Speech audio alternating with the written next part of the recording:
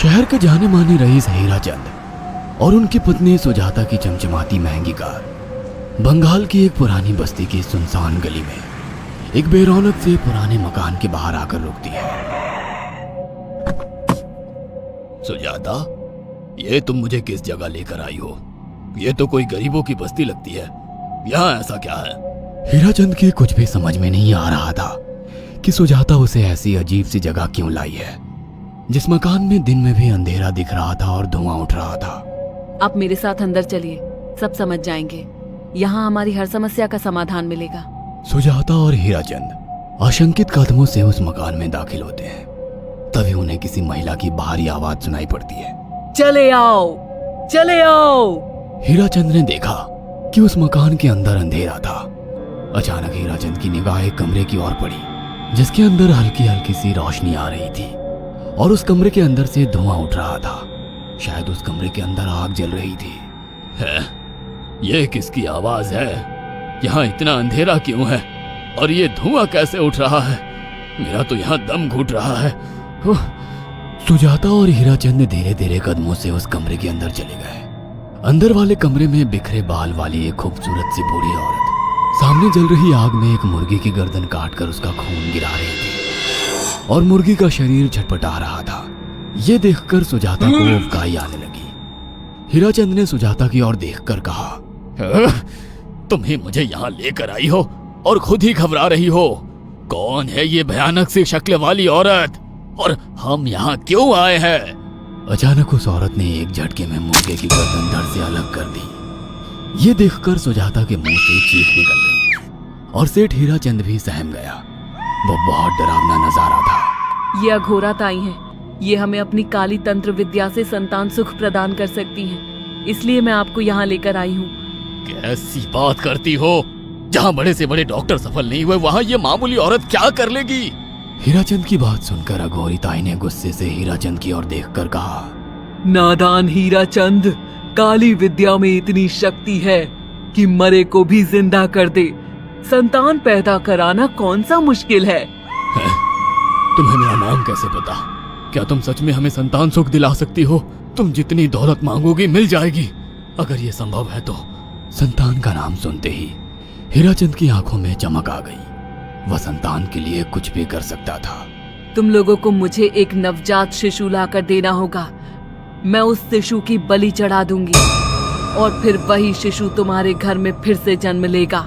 नवजात शिशु की बलि का नाम सुनते ही सुजाता और हरिचंद डर के मारे सिहर गए, पर उनकी आंखों में उनकी संतान का सपना ज्यादा बड़ा था।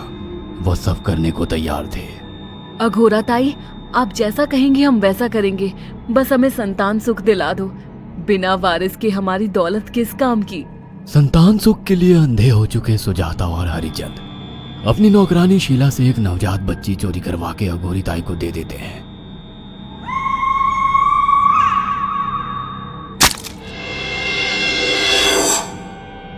उस शिशु की बलि से सुजाता गर्भवती हो जाती है। देखा आपने अघोरा की तंत्र शक्ति? मुझे उस पर पूरा भरोसा था। चलो चलकर उन्हें धन्यवाद कहते हैं। हीराचंद और सुजाता अघोरा ताई के पास पहुंचते हैं। वो दोनों बहुत खुश थे और अघोरा पर उन्हें अंधविश्वास हो गया था। अघोरा ताई, आप महान तंत्रिका है। आपने वो चमत्कार कर दिखाया जो बड़े बड़े डॉक्टर नहीं कर सके। ये काली विद्या है बेटा। अगर तुम दोनों चाहो तो मैं इस विद्या से तुम दोनों को हमेशा के लिए जवान बना सकती हूँ। क्या सच में ऐसा संभव है? हाँ बिल्कुल, पर इसके लिए तुम्हें जवान लड़के और लड़कियों की बलि चढ़ानी होगी। तुम उन्हें यहाँ तक लाओ, बाकी मैं देख लूंगी।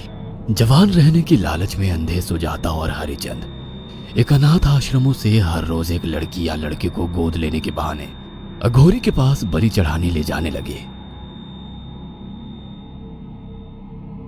और एक दिन अघोरी ताई ने हीराचंद और सुजाता से इंसानी मांस खाने को कहा। पूरी तरह से इंसान से हैवान बन चुके अब वो दोनों इंसानी मांस खाने के लिए तैयार भी हो गए। ये गर्म खून और मांस खाकर तुम लोगों की उम्र भी बढ़ जाएगी। खाओ इसे। हाँ, सच में ये इंसानी मांस बड़ा स्वादिष्ट है। अघोरा ने अपनी बातों में फंसाकर सुजाता और हरिचंद को नरभक्षी बना दिया था। वो तीनों हर दिन बलि चढ़ाकर खून पीकर मांस खाने लगे। नौकरानी शीला भी नए शिकार लाने में उनकी मदद करती थी, मगर एक दिन शीला को शिकार नहीं मिला।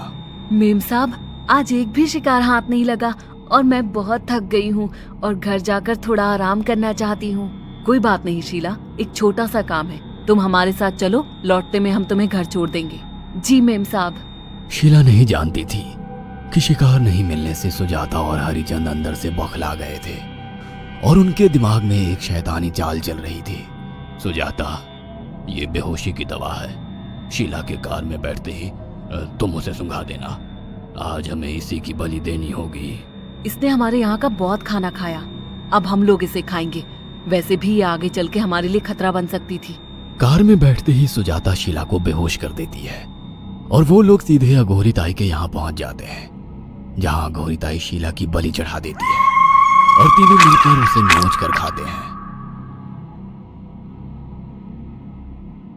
अघोरी ताई, हमको बलि चढ़ाते हुए पूरा 1 साल हो गया है। हमारा बेटा भी साल भर का हो चुका है। अब और कितनी बलि देनी होगी? बस एक आखिरी क्रिया और बची है, उसके बाद तुम दोनों हमेशा के लिए जवान हो जाओगे। कैसी क्रिया